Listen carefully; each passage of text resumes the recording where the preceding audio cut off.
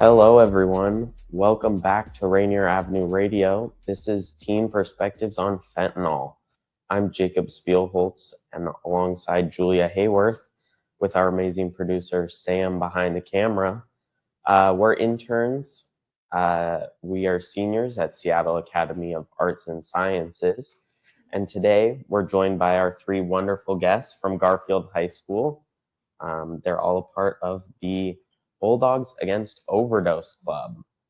So please welcome Rowan, Anthony, and Gabriel. You guys want to give the audience a little introduction, starting with Rowan? For sure. I'm Rowan. I'm in 10th grade, and I joined Bulldogs Against Overdose because I thought that it was just a really important issue that should be discussed more in schools. I'm Anthony Spanswick. I'm a senior, and I joined because I heard about it and it was like really this pressing issue that I personally cared a lot about. So I joined to see what difference I could make personally. Yeah. I'm Gabriel. I'm also a senior, and I joined for pretty much the same reason these two did. So, all right. We know that you guys have made many informational videos, and we would love to show everyone the kind of things you make. So before we play your video, is there anything else you want to say about the process of making a video and the intent that you guys had behind this specific video? So actually, when we were making the video, we made it to send to our school news show. And so we had some serious time constraints put on it. We could only have it be so long. So we had to constantly go back over the scripting and shorten it down, try to haggle for more time and shorten it down. And then at the end of the day, they stopped doing the news show anyway. Wow. Yeah. Okay, yeah. So we're going to play their video now about how to... Hello, Bulldogs. I'm Gabriel.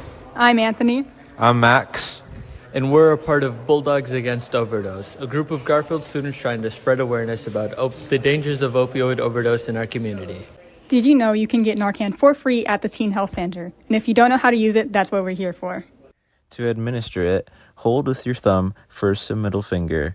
Insert the tip into either of the nostrils and then press the plunger firmly. Whether or not you've administered Narcan, you should always call the police. Good Samaritan laws will protect you from being charged when dealing with suspected overdose. And if you want more information, you're in luck, because we have an Instagram. There we'll be talking about how to effectively use Narcan, talk to the police, as well as more information about opioids in general. Thank you.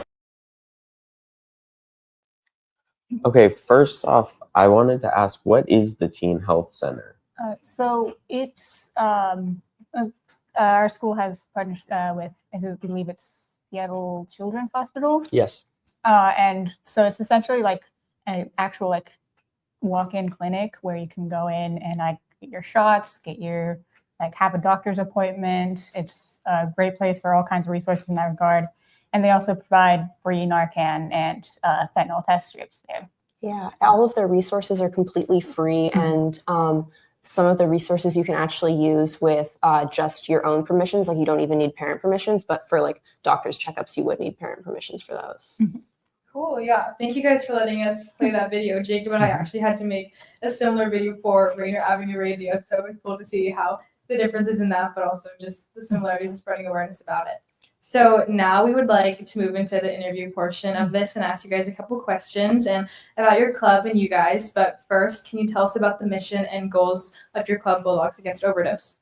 So the mission is generally just spreading awareness on how to prevent overdose to save lives, and also how to combat overdose with Narcan, and also through test strips. We, in our presentations that we show to classes, we will like go through how to use test strips so that if someone is like using drugs that aren't necessarily like synonymous with fentanyl, they can still be safe, and like even if they're laced, they can find out and be safer that way. Cool. What motivated you guys to join this club, and what personal experiences or stories do you have, if you want to go down the line? For me, it's just generally speaking, fentanyl has really impacted Seattle. Just walking around the street, like you see people who are like experiencing like fentanyl, they're high on it or they're overdosing, things like that. And I have personal story of, I used to go to a school in Texas that had a really big fentanyl issue. And so like several people at my school, including people that I knew, had, you know, taken things that weren't originally like, or they didn't think contained fentanyl, that were laced with fentanyl, and overdosed and passed away. I don't have any specific personal experience stories, but like Rowan, I think this is a really big problem in our community. Like, I believe overdosing is actually one of the leading causes of death among teens in King County. Yeah. Like, it's a pretty big issue.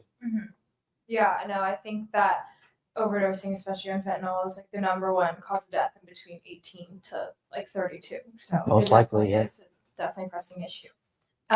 Moving on, thank you guys for sharing that with us. How do you get people involved or interested in your club? And this could be within Garfield student body or amongst the community itself.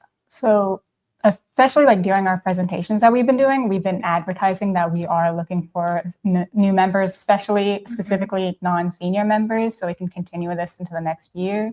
Yeah, most of the members are seniors. They're all graduating lately. So we got that, and sort of just like word of mouth, like letting your friends know, or your friends' friends know that this is like something we are doing and we have available, that if you're like interested or you're passionate about, just come join us or talk to us. Yeah, I'm interested to hear more about your guys' presentations that you do, and this plays into our next question. But how does your club raise awareness about overdose prevention and support those affected? And obviously make your videos, but what else do you guys do? That's mainly through presentations. We've been going to different class periods and been presenting like with the teacher's permission. And we've been presenting about how to combat overdose, like signs of overdose, and again, the test strips and how to use Narcan, and also just some of the things that our club is doing and advertising our club in general. But that's been the main way that we've been raising awareness about opioids and just about our club in general. Cool. Yeah, awesome. Yeah, so how does your club like deal with challenges, and what are those challenges that you face? So I think a big challenge with our presentations is trying to get people to pay attention, because one of the biggest things about trying to spread awareness about this is trying to get past the people who think that like it can't happen to them. They're like, oh, I don't go to parties, I don't know anybody who does. This doesn't affect me. This won't affect my friends, but it can. Yeah. And it doesn't even have to be like somebody you know. Like, you could be walking down the street and come across somebody who is overdosing, and if you don't know this information, you know, you can't really help to your best ability. Yeah, that's really important. This kind of relates to what you guys are talking about, but what do you think are some of the most pressing issues related to drug overdose that you see not only in your Garfield specific community, but also in Seattle and the neighborhood that you guys are in? I like everywhere I go, just walking down the street, I see people who are experiencing the negative impacts of fentanyl. Like, the statistics for it are insane, and it's just like you're just walking down the street. Like, I was going to go get boba with my friends, and you're just coming across multiple people just in a row who are experiencing like the harshness that fentanyl shows. It's just it's really prevalent. Being in such an urban community where Garfield is, and really being a vital piece in that South Seattle community, has that posed any challenges for you guys as high school students? I don't know. I don't know. It's like, I don't know. It's if I'm Sorry. interpreting your question correctly, I mean, walking around, some people who are on fentanyl can be a little bit out of it. So that poses risk for me just as someone who is like young, female presenting on buses, et cetera, just things like that. But I mean, that isn't necessarily, that doesn't necessarily hook up with our, like, with our club and with our goals of preventing overdose. That's just kind of like, I guess, personal. Yeah. And a very unique thing about SAS, where we go, it's right in the middle of Capitol Hill. Our campuses are very spread out. We have 3 different buildings that we walk to. And on our walks to classes and our breaks and stuff, there's a lot of homeless people or people who are clearly on drugs just walking around. But yeah, as you guys said, it's not really a thing that is that effective. Obviously, it's something that we have to be like cautious of. But as you said, it's just kind of part of our lives. Unfortunately. Unfortunately. So does Garfield health class programs or any other classes in Garfield cover overdosing and what to do in a situation like fentanyl overdose? I know that at SAS, our health classes don't really go over that. And there was like one presentation for an assembly about it, but there obviously should be more. But at Garfield, if you do have it, what does it look like? And if you don't, how do you think that you guys could implement it in the future? For us, it really depends on the teacher. Like in my class, I don't remember going over like opioids and overdose really at all. But I had like one presentation in my marine sciences class, just like out of the blue, that was actually from Seattle Children's. One of the people who works with us in our club now was doing a presentation about fentanyl. It was just offhanded. And I think for your class though. Yeah, I had taken family health my sophomore year, and in that class we did do a unit on drugs and overdose, but it was very lightly. And nobody else or anybody else that I've talked to that has also taken family health, like at a different period, says that they didn't do that unit. So it's very like, it has a lot of vary. Like sometimes the family health class, everyone I talk to has taken a completely different class. Yeah. Would you guys want to start implementing a new curriculum where like all the health classes cover it and how it definitely needs to be a little bit more standardized. And I do believe that beginning when we were creating this club, that was something we touched on, and like we didn't think we were at that point of like expertise or readiness to start implementing that, but it is something we talked about. And when do you guys think is an appropriate time to start teaching people and start teaching students about fentanyl and about drug overdosing? Like age-wise? Grade-wise, age-wise. I think definitely in high school is very important. I think that, I don't know, it gets a little bit more unsure when it goes into like middle school, but I don't think that there is like an age that's too young to learn about overdose and how to combat it, because I mean at any age it could impact you and like, the people you know. It's like just like the language you use during the age is what would change the most. That makes sense. On your Instagram you showed some other club members and teachers that are involved. What faculty members have you seen help you out specifically in creating awareness? We have our like main teacher, he's Mr. NK. He's actually started like this club, and then we are partnered with the Teen Health Center, so they'll come up and join us. And then those are like faculty, and then there's doctors from Seattle Children's. Cool, awesome. So with your guys' work that you've done so far, have you guys seen a change in community awareness or attitudes toward overdosing since your club has been formed and since you guys have started your presentations and activism?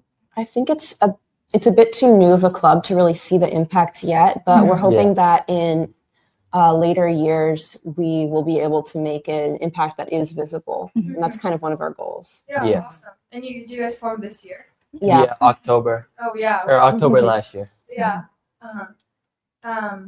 Being such a new club, what have you guys dealt with in creating awareness, and how do you get people to join the club? A lot of it is just structural issues of like, we are so new, we don't always know what we want to do or what we're going to do.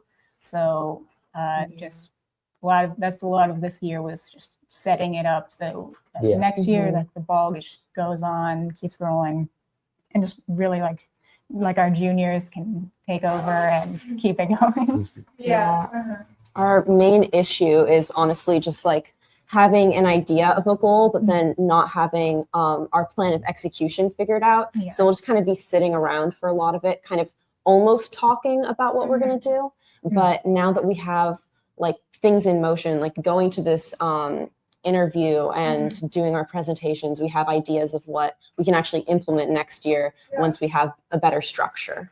Yeah. And what does the club scene look like at Garfield? I know it's SAS, we just have a club fair, and that's the best way to get people to join the club. But at Garfield, is it different? Are there easier ways to promote yourself? A lot to join a club. You just have to like show up. Yeah. To the It's club. really easy. A lot of word of mouth, and as we said, a lot of our advertising of our club is happening during these presentations, Yes. where we say that we exist and that we're looking for people to join. Yeah, the main like kind of barrier when it comes to wanting to join a club is you have to find it, because there really is like there's the club's Instagram, who will advertise by following as many people that go to Garfield as possible. Yeah. And there's the club fair, which it's not always the most effective because there's so many people in so many clubs. It's hard to get to. Yeah, no, yeah. It's just like everyone has their own table, but everyone's kind of hectic and going forever, so it's hard. So much candy. You said that there was a new show. Is there, right? No? Oh, us going to this radio show. Oh, no, but you said that there was a new show that you originally made the video for. Oh, yeah. That shut down. Yes. Yeah. Is there like a newsletter or other ways to get information out to the Garfield community? Garfield High School has a newspaper, the Messenger. Yes. Yeah, the Garfield Messenger. I think we were gonna start talking to them. Yeah. That's mostly stayed in the early stages though, Yeah. as our presentations have started picking up, and after I think GTV kind of fell through. Yeah, that's cool. What's one story that sticks with you guys from either this year and you working on? I know you talked about your personal experience from Texas, but any experience like this that either again motivated you to join this club, or something that from this year makes you want to continue doing your work specifically? Well, I mean, it's not really like, I don't think I would ever leave this club at this point, especially I think, I don't really want to get into it that much, but one of our former club members passed away. And so it's just like, we are like bonded, like you can't like leave the club at this point, because it's been like, it's also kind of an emotional thing. Like not only do we care about this message, but it's also like continuing what we started with someone who isn't there now today. Yeah. And like I saw a lot of the response when my friends passed away was scare tactics that I didn't feel were appropriate or that they were effective. So just making sure like this happens, so making sure that the response is appropriate and actually is effective is like a really big motivator for me. Yeah, that's really important. Thank you for sharing that with us.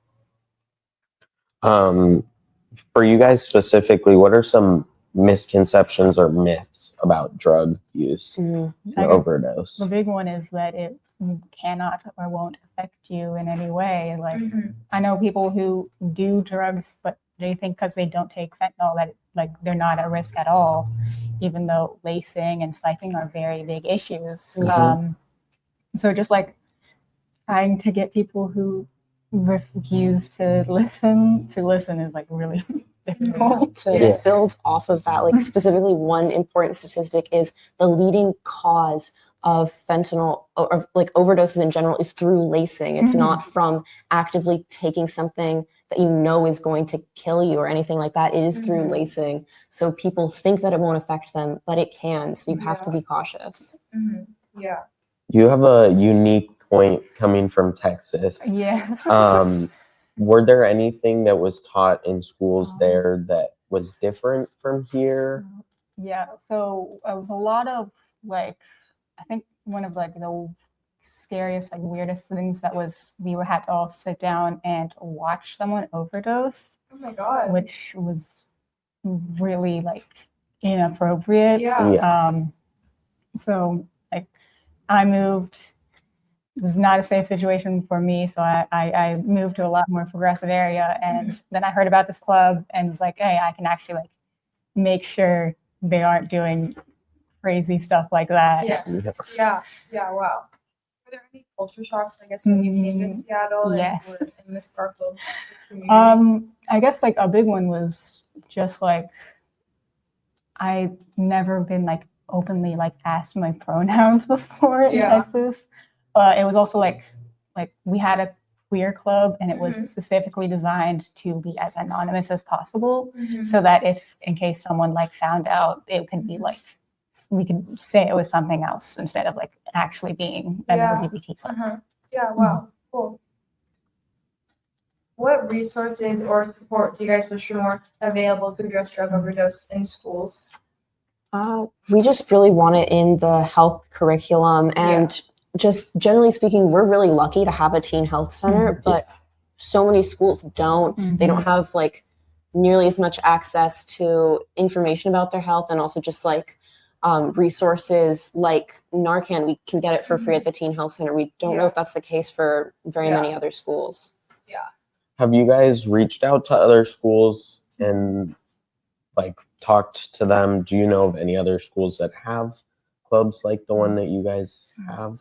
So we did actually meet with Seattle U not too long ago, and I think we are trying to get in touch with other schools, but it's like a lot of we don't know if they actually have anything. So yeah, it's one of our goals for the future.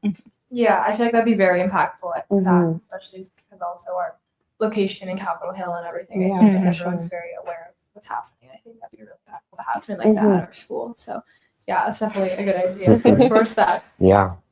How can peers and adults better support the work your club is doing, whether at Garfield or the people that you meet? How can best support you? By joining. So many seniors. There are 2 juniors in this club, and we're trying so hard to get more members. But as for teachers, just signing us up for presenting in their classes, making sure the word gets out. I want everyone to hear this presentation 3 times. I want them to be sick of it. Like I want them to be mouthing the words along with me. What specifically do you talk about in those presentations? So we talk about how to use fentanyl test strips, how to get Narcan, how to talk to the police, and where to get Narcan, and then resources like how to get us, how to find us, Teen Health Center, and recently we have Purple and White, which is like this big party, so we're trying to like let people know that we'll be there. So we also touch on like the things like the Good Samaritan law. Do you want to explain to the viewers what that is? So the Good Samaritan law is a law that prevents drug charges on scene. As it also protects against underage drinking charges, and it's applicable in Washington and any life-saving event, not just in the event of an overdose. And like it's in place so that you do call the police. You're not scared. Oh, I don't want to get in trouble. I don't want to get my friends in trouble, so that you can save this person's life. Yeah, like if you're at a party or something and you've been drinking a bit of alcohol and you're underage, you can still call the police, and the person who's overdosing, or you are not going to get arrested. You're not going to get prosecuted. Yeah, that's really important to know.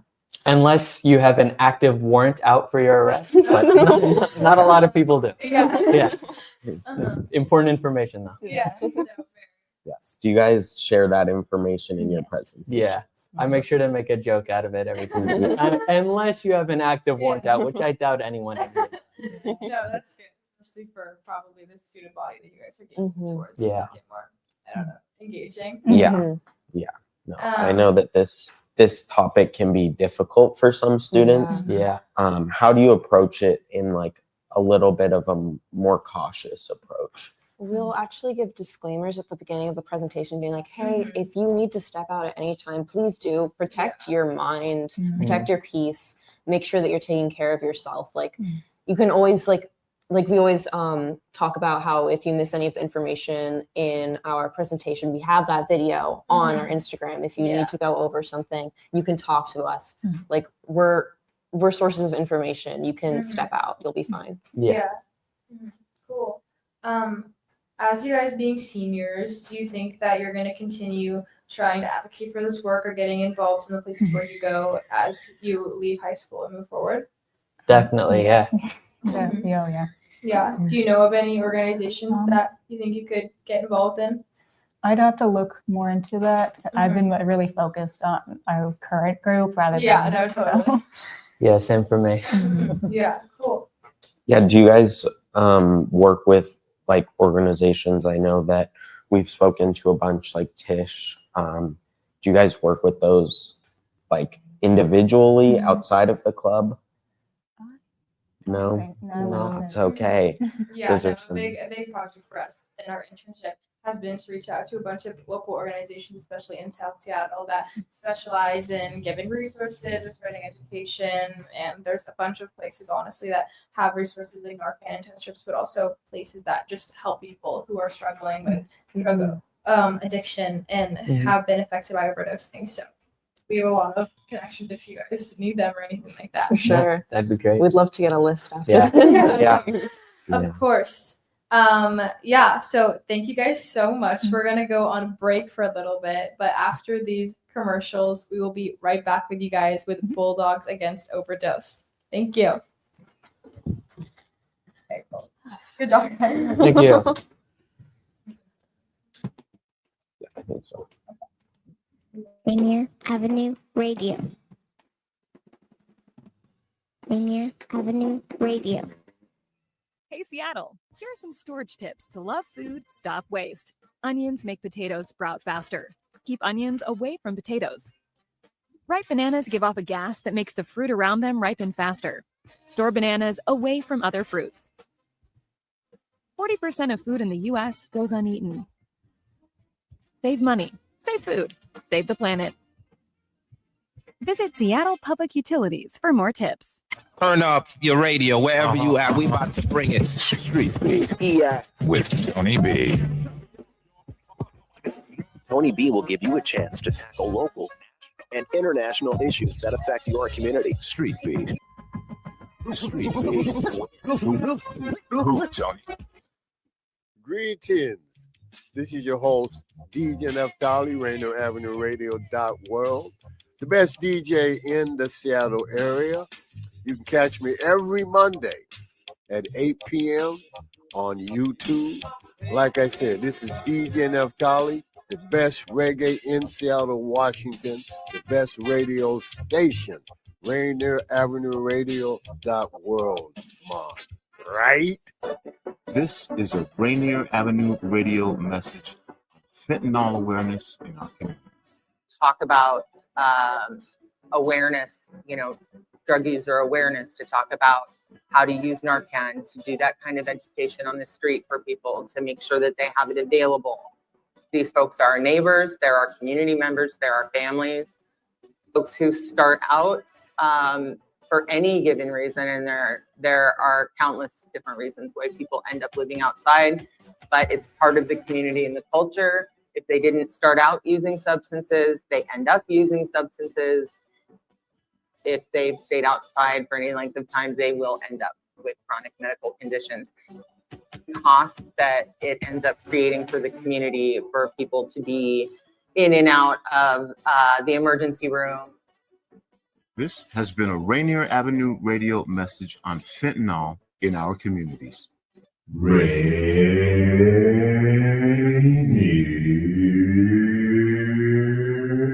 Avenue Radio.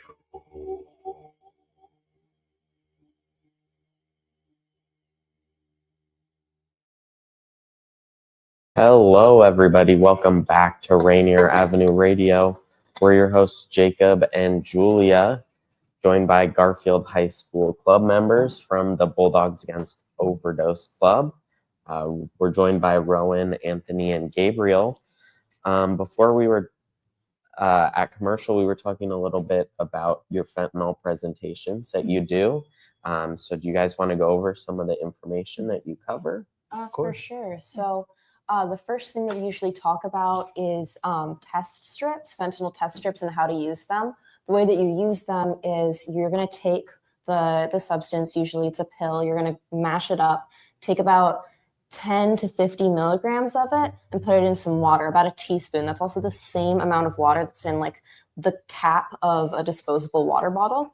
You're going to mix that together, and there's an end of the test strip that has this kind of like little wavy blue design on it. You're going to dip that in there for about, is it 5 to 10 or 10 to 15? Minutes. No, that's drying. So like you dip it in for 10 to 15 seconds, and then you remove it and let it dry for 2 to 5 minutes. And if there are 2 distinct red lines, then it means that fentanyl is present. But if there's only, if there is one distinct line, then it means that there's fentanyl present. But if there are 2, then it means that that drug has no fentanyl in it. If, however, you do come across someone and you think that they might be overdosing, the signs to look for are if they are drowsy, disoriented, if they're not breathing, if they're breathing slowly, if they have like clammy skin, that means that they're kind of like sweaty and cold. If they have really small pupils, or if they're pale, then they might have blue around their mouth, lip area. And if they have darker skin, then they might look kind of gray. But the ones to really look out for are having small pupils and having slow breathing.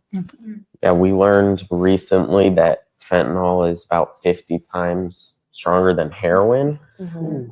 So it's like about the size of a grain of rice, and that amount can kill you. Exactly. Like we have an analogy that we often use called the chocolate chip analogy, where basically if you're making chocolate chip cookies, if you take one bite of one of the cookies, there might be no chocolate chips in it, and the next one could have a bunch. That's basically the case for fentanyl in pills.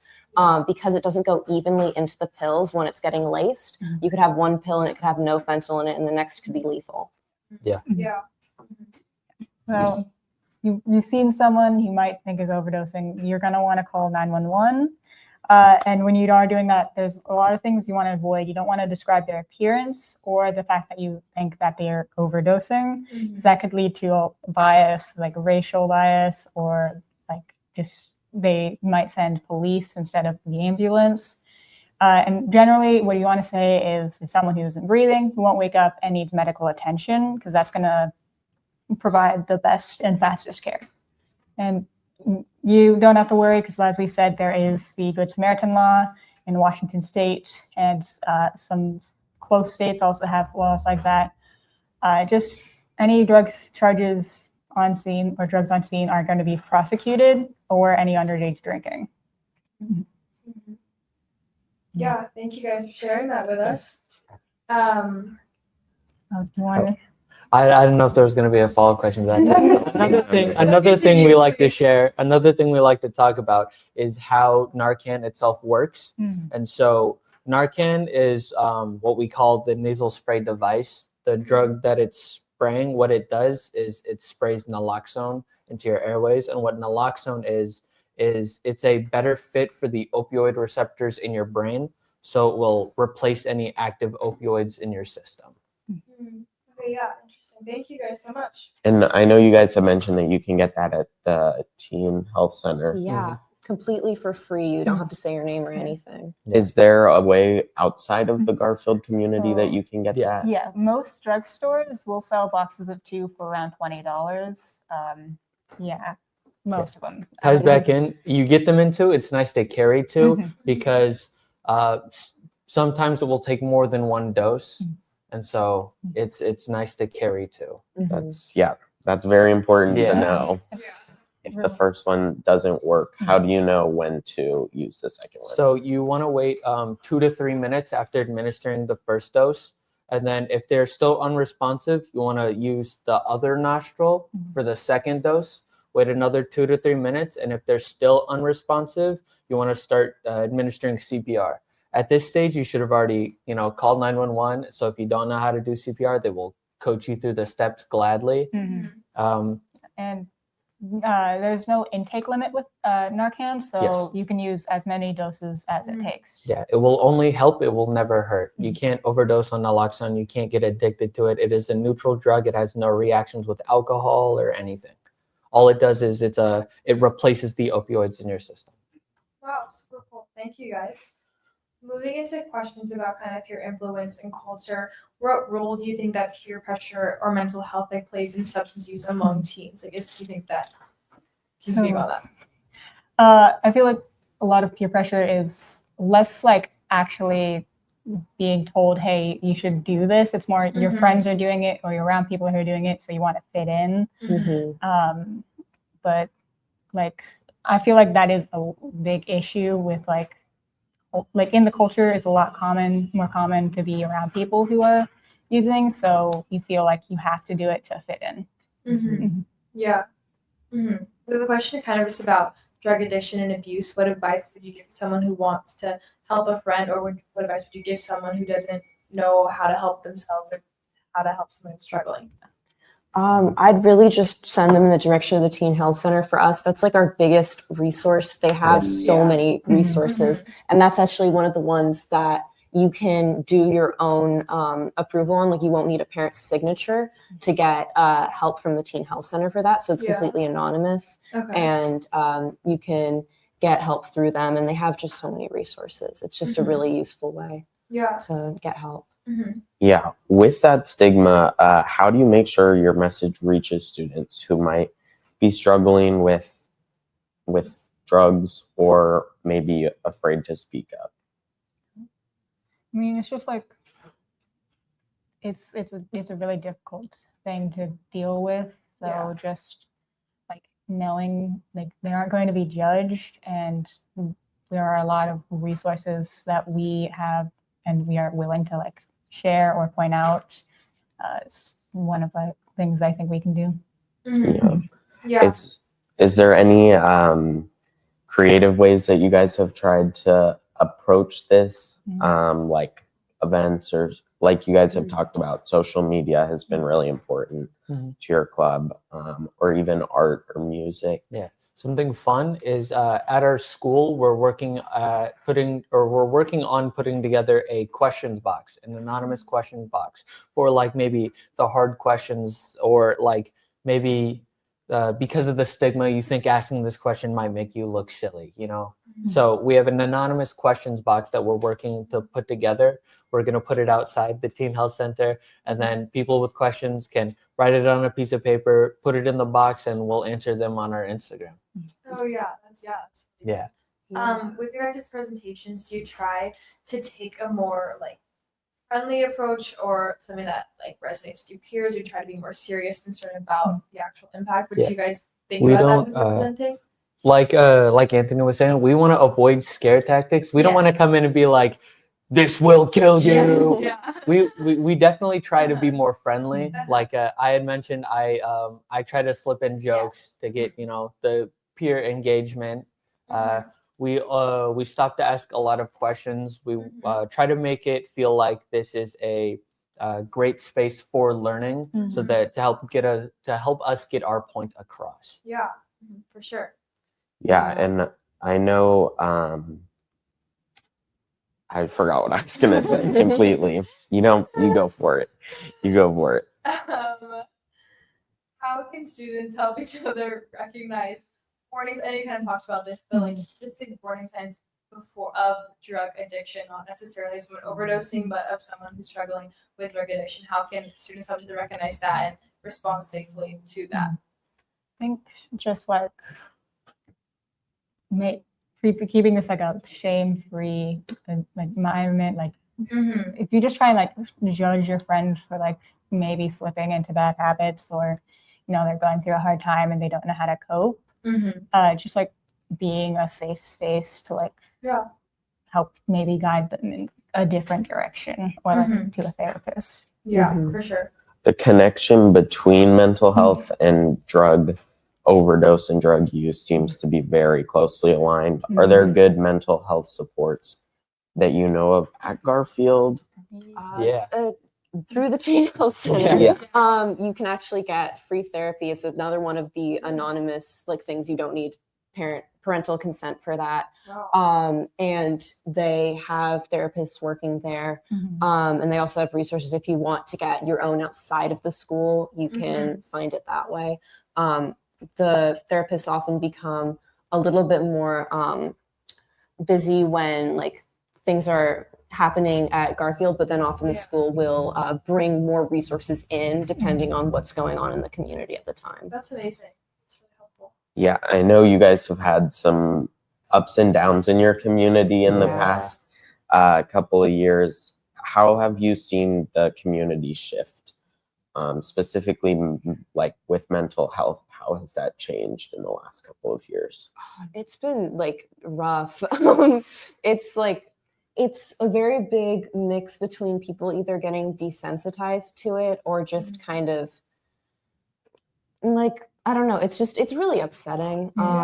It's really sad that we have this going on in our community, but there are definitely things that could be improved about how the school goes about it, but it's tough, but we're a community. We get through it. We work together and we make room for each other. Yeah, awesome. How has being in this club changed the way you see your role in your community, and have you taken a more leadership role than you had like expected before or anything like that? I guess I would say I'm a lot more like, oh, I can actually help rather than this is something that I'm aware is a problem but don't know what to do about it. Yeah. So I don't know, just having this club and being able to, actually help is a big thing. Yeah. For me, it's been like, just kind of on a personal level, it's really made me feel like I could be more of a leader in this space. Like just organizing things and talking things through, even just like coming to this show, like discussing about things like that has really kind of changed my perspective on how I go through a lot of different classes. I think that clubs are really useful for that in general, even if it isn't in this subject matter. Finding a club that might not only be hobby based can really change your outlook on like leadership roles and things like that. Yeah. Awesome. Do you think enough students know about how to use tools like naloxone, or is that something you guys are still trying to get out there? I know you said you wanted to do like 3 presentations for each kid. I feel like now that we've been doing these presentations for a couple of weeks, a lot more students are like know how to do it. But I want everyone to know. I think one of the things is it's one thing to know how to use Narcan. We also want to convince people to carry it on them. It doesn't matter if you know how to use it if you don't carry it. If you don't have any, you can't use it. Exactly. We're trying really hard to lead people to get Narcan at the Teen Health Center so that they have it. We're going to an upcoming event like the Purple and White Party that Tony mentioned earlier. It's this big event at Garfield, and it's a lot of underage drinking, but there's also we're going to be there and we're going to have Narcan for those circumstances. We're also going to have drink covers for like to repel roofies essentially, but we're just trying to get people the resources that they need so that they don't have to be in a life or death situation, either about someone they care about or them themselves. Yeah. On the topic of students, I know that for Garfield students, it's pretty easy to get these like resources at the Teen Health Center, which sounds amazing. But are there any barriers for teens that are outside of Garfield or just teens who don't know when trying to access these resources? I think the main barrier is either having to purchase it at a drugstore, like it's a money barrier, but also I'm very sure that there are places that give it out for free, but I don't even know that. And I'm in a club that is about Narcan essentially. So I think that that's a big barrier, just knowledge on where to get it. Yeah, for sure. If there was one message you guys could each one of you, what message would you send to students across the country, specifically about overdose prevention, but also about fentanyl and Narcan? I would say that you might not think that it could affect you or your community, but just treat it like a natural disaster. Be prepared. If there's an earthquake happening and you don't know what to do, you're screwed. Just know what to do and you're going to be okay if you know what to do. So just do research and you're going to be okay. Carry Narcan. even you may not know how to use it, but there's probably going to be someone else who does. So just having it on you for emergency cases can really just make a difference. What I'd say is it's not snitching if you're saving a life. I feel like that is also a big barrier, is making the jump to actually dial 911. Because it's an emergency situation and that can be scary, you know? Like, we talk about the Good Samaritan law, but even still, there's people who wouldn't know about that and they'd still hesitate to call 911, you know, because they might be drinking, you know, they don't want to get in trouble. They don't want to get their friends in trouble. But it's not snitching if you're saving a life. And to build on that, like, some people, they're like worried, like, well, am I not getting them in legal trouble? But what about their parents? But is their life worth more than their parents' rage? I think so. I think that they'd be much more happy if they were alive to feel the wrath of their parents than be dead and not able to. Their parents would also want them to be safe rather than exactly, you know, dead. Yeah.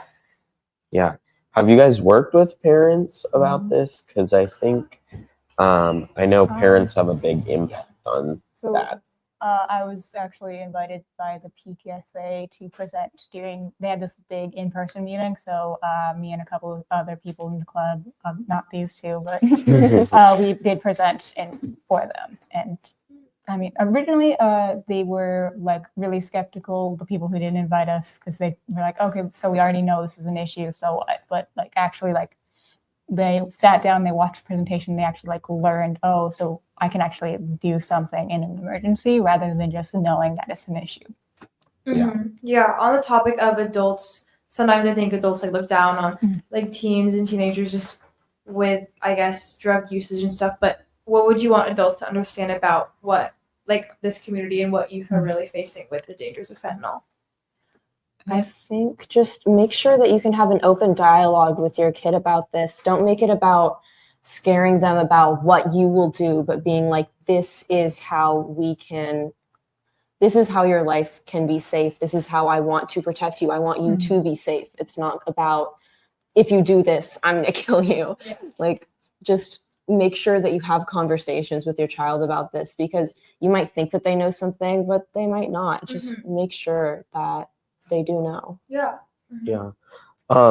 From the club perspective, I know at SAS we are given a club budget. Do you guys have access to money? Sorry. Oh, no.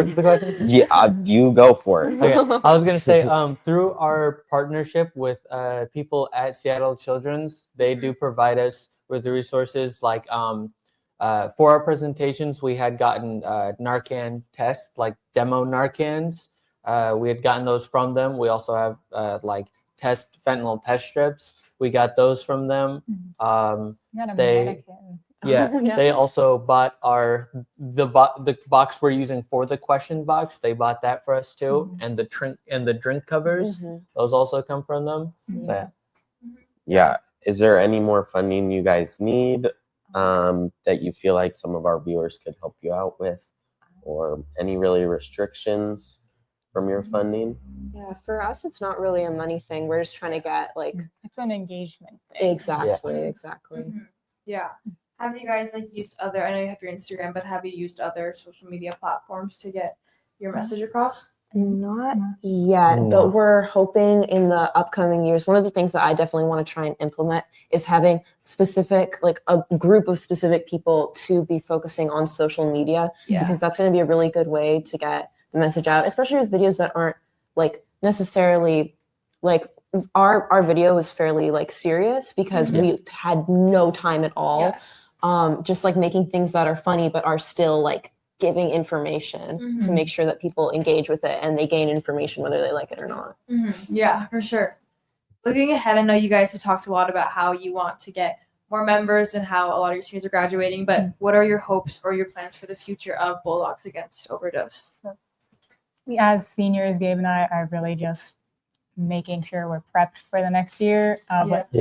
Rowan is a junior, so I have plans. I have all the plans. So I really want the club to be like more organized, generally speaking, as from like an internal standpoint. Like I'm hoping for specific people to work on social media, specific people to be working on the different elements and providing their ideas so we can be getting even more done than we did this year, reaching out to different organizations, like even reaching out to SAS, reaching out to other schools. Yeah. I'm really hoping to just like do more collaboration and to do more outreach with our community, with different organizations, just like I really want to just talk with everyone and get more people, get more ideas, all of that. I'm really excited for the next year to see what we can accomplish. Yeah, amazing. Right now, do you have specific roles in your club? Like, do you have a social media manager, or how do the dynamics of your club work?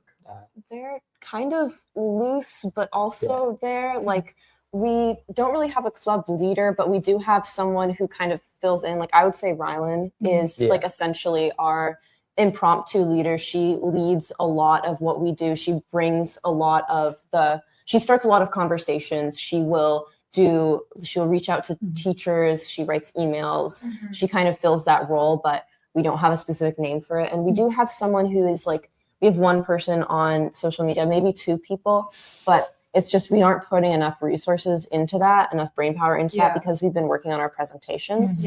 Like, we do have specific people, like we are all presenters, and we have a few other people that specifically signed up to present, which are most of the people in our club right now. And I think we also like split up, like we worked on the video, you created the presentation, but it's mostly like what are you best at, and rather than like just trying to fill overall. Yeah, exactly. I feel like, and if it works, it works. So. Yeah, exactly. For our final question, how can the viewers of Rainier Avenue Radio support you guys in your guys' cause? Talk to everyone. Share information about overdose, about Narcan. Just get yourself informed and spread information. It's just like, if you know what to do, everyone will be so much safer. Like, it's just, if you know what to do, it's going to be awesome. So stay informed and make sure that your community is formed. The people you're close to are informed. And carry Narcan. Exactly. Okay, yeah. Thank you guys so much for sharing your expertise with us. We covered some great points about the impact of fentanyl and where you guys can get your resources and the impact that it's having on your community and what you guys are doing to combat that. And we're so excited to see everything that you guys do with Bulldogs Against Overdose. Thank you guys so much for coming on here and letting us interview you. We appreciate your time and insight, and I'm sure our viewers do as well. Everyone be sure to follow their Instagram, Bulldogs_Against_Overdose. And thank you to Sam and Daniel for producing our show. And I'm Julia, and this is Jacob. And we are here with Rainier Avenue Radio. Thank you guys so much. Have a good day. Thank you so much.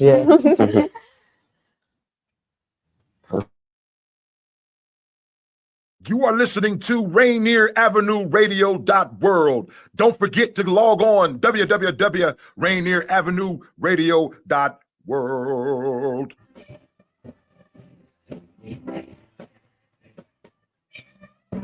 Sing with us as we fill the historic Columbia City Theater with our voices. Join Crowdsource Choir on May 23rd for a soulful, participatory night of singing. Come raise the collective vibration with us at the Columbia City Theater. Tickets at crowdsourcechoir.com.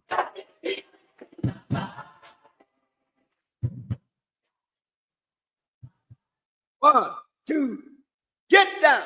What's up, big and little homies? This is Masvita Maraire, host of Seattle Sports Weekly on Rainier Avenue Radio.world, your one-stop shop for Seattle sports. We cover preps, we cover college, we cover pro, we cover it all. Huskies, Mariners, Seahawks, Garfield, South, Roosevelt, Metro, King County. This is where you want to listen to for all the sports that's happening in Seattle. Seattle Sports Weekly on Rainier Avenue Radio.world.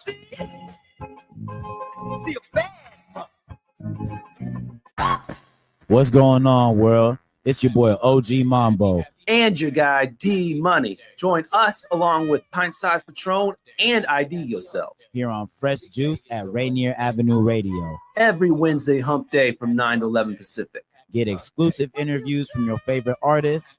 all the hottest music, and updates on what we got going on in the world. That's every Wednesday, 9 to 11 p.m. on Seattle's Rainier Avenue Radio. This is a Rainier Avenue Radio message on fentanyl awareness in our communities. And we're going to have open, honest, frank conversation today about fentanyl. But I think it's just going to take everybody. It's going to take communities, it's going to take cities, it's going to take counties, state, federal partners to all come together to really tackle this.